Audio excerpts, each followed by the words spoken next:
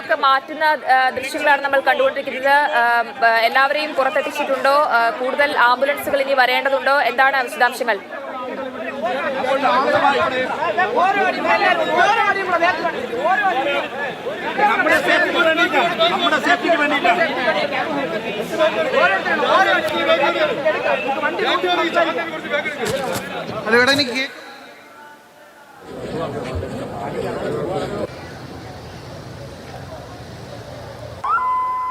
തത്സമയ ദൃശ്യങ്ങളാണ് നമ്മൾ കണ്ടുകൊണ്ടിരിക്കുന്നത്. ആളുകളെയൊക്കെ മാറ്റിക്കൊണ്ടിരിക്കുന്ന ദൃശ്യങ്ങളാണ്. കാരണം നമുക്കറിയാം, ആ ബസ് ഇനി ഉയർത്തേണ്ടതുണ്ട്. ക്രെയിൻ ഉപയോഗിച്ച് ബസ് ഉയർത്തിയാൽ മാത്രമേ ബസ്സിനടിയിൽ ആരെങ്കിലും പെട്ടിട്ടുണ്ടോ എന്നുള്ള കാര്യത്തിൽ വ്യക്തത വരികയുള്ളൂ. അതുകൊണ്ട് തന്നെ തടിച്ചുകൂടിയ ആളുകളെ മാറ്റുന്ന ദൃശ്യങ്ങളാണ് നമ്മൾ കണ്ടുകൊണ്ടിരിക്കുന്നത്. ജിബിൻ, കേൾക്കാമോ? ഈ റോഡിന്റെ നിർമ്മാണത്തിലുള്ള അശാസ്ത്രീയമായ നിർമ്മാണമാണ് ഈ റോഡിൽ എന്നും ഈ റോഡിൽ ജീവൻ നഷ്ടപ്പെട്ടുകൊണ്ടിരിക്കുകയാണ് ഈ നിർമ്മാണമായ റോഡ്.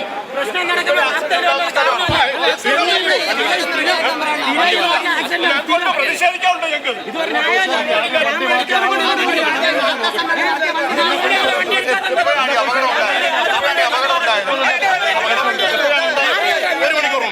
എങ്ങനെയാണ് ഉണ്ടായത്? ഈ റോഡ് ഇത് രണ്ട് തട്ടിലായിട്ടാണ് സ്ഥിരമുള്ള അപകടമാണ് ഈ ടാറിംഗ് ബോർഡ് പുറത്തായിട്ട്. ഇത് എവിടെ നിന്നുള്ളവരാണ് ഉണ്ടായിരുന്നത്? ആര്യനാടുന്ന് ടൂർ വന്നവരാണ്. ആര്യനാടുന്ന് ടൂർ കുട്ടികളുണ്ടായിരുന്നു. കുട്ടികളും എല്ലാവരും ഉണ്ട്. ഫാമിലി ടൂർ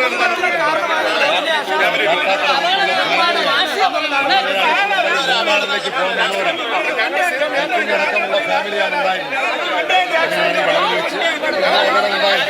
നിയന്ത്രണം നഷ്ടപ്പെട്ടതായിരിക്കാം. ഇതുവരെ അങ്ങനെ ഒരു അപകടം ഈ വളവിൽ പറ്റിയിട്ടില്ല. രക്ഷാപ്രവർത്തനത്തിന് നാട്ടുകാരാണ് ആദ്യം ഓടിയെത്തുകയും ഇവിടെ എല്ലാം ഉണ്ടായിരുന്ന എല്ലാ നാട്ടുകാരും നമ്മുടെ ഈ പോലീസ് ഉദ്യോഗസ്ഥരും നമ്മുടെ ഫയർഫോഴ്സിലുള്ള ആളൊക്കെ താമസിക്കുന്ന മേഖലയാണ്. പൊതുപ്രവർത്തകരടക്കം വന്നാണ് എല്ലാ പരിശോധന നടത്തി എല്ലാവരെയും ആശുപത്രിയിലേക്ക് കൊണ്ടുപോയി. എല്ലാവരും ബസ്സിൽ നിന്ന് ഇറക്കാൻ സാധിച്ചോ? ആദ്യം എല്ലാവരും ഇറക്കാം. എങ്ങോട്ടേക്കാണ് കൊണ്ടുപോയത്? ആദ്യം നമ്മുടെ നെടുമങ്ങാട് ജില്ലാ ആശുപത്രി, പിന്നീട് മെഡിക്കൽ കോളേജിലേക്ക് മാറ്റി. നിരവധി പേർക്ക് ഗുരുതരമായി പരിക്കേറ്റിട്ടുണ്ടെന്ന്.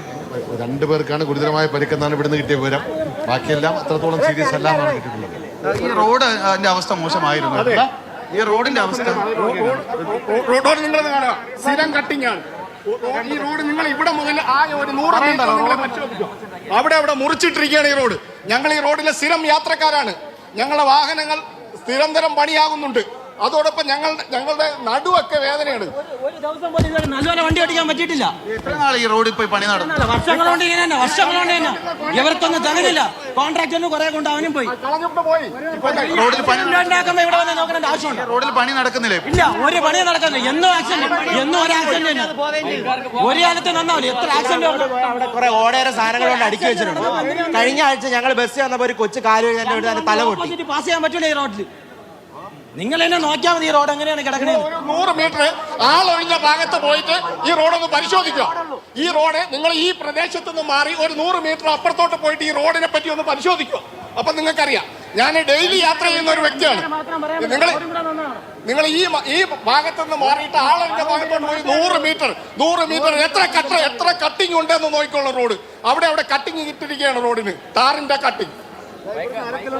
ജയലക്ഷ്മി, ഈ ഒരു റോഡ് എന്ന് പറയുന്നത് എപ്പോഴും അപകടമുണ്ടാകുന്ന ഒരു സ്ഥലമെന്നാണ് ഈ നാട്ടുകാരൊക്കെ തന്നെ പറയുന്നത്. നേരത്തെ ഇവർ ദൃശ്യങ്ങൾ ഉൾപ്പെടെ കാണിച്ചു തന്നാണ്. അതായത് ഈ അപകടം നടക്കുന്ന സ്ഥലത്തൊക്കെ തന്നെ റോഡിൽ മുഴുവനായി കട്ടിങ് ഉണ്ട്. അതായത് പണി പാതി വരിച്ച് ഉപേക്ഷിച്ച് പോയതിന്റെ ഭാഗമായിട്ടാണ് ഈ റോഡിൽ ഇത്തരത്തിലൊരു റോഡിന്റെ ഭാഗത്ത് കട്ടിങ് ഒക്കെ തന്നെ ഉണ്ടായിരിക്കുന്നത്. അതായത് റോഡിന്റെ ഒരു വശത്ത് ടാറിങ് 2 ലെയർ ഉണ്ടെങ്കിൽ മറുവശത്ത് റോഡിന്റെ ടാറിങ് ഒരു ലെയർ മാത്രമാണുള്ളത്. അതുകൊണ്ട് തന്നെ വലിയ വാഹനങ്ങളൊക്കെ തന്നെ വരുമ്പോൾ നിയന്ത്രണം നഷ്ടപ്പെടുന്നതിനുള്ള സാഹചര്യം കൂടിയുണ്ട്. അത്തരത്തിലാണ് ഈ ഒരു വാഹനത്തിന് നിയന്ത്രണം നഷ്ടപ്പെട്ട ഈ ഒരു വളവിൽ മറിഞ്ഞതെന്നാണ് ഇപ്പോൾ നാട്ടുകാർ പറയുന്നത്. നാട്ടുകാരുടെ പ്രതികരണത്തിൽ നിന്ന് തന്നെ നമുക്ക് മനസ്സിലാവും ഇതിവിടെ ഉണ്ടായ ഒരു ആദ്യത്തെ അപകടമൊന്നും തന്നെയല്ല. ഇത് നിരന്തരമായി ഈ പ്രദേശത്ത് അപകടം ഉണ്ടാകുന്ന ഒരു സ്ഥലം കൂടിയാണ്.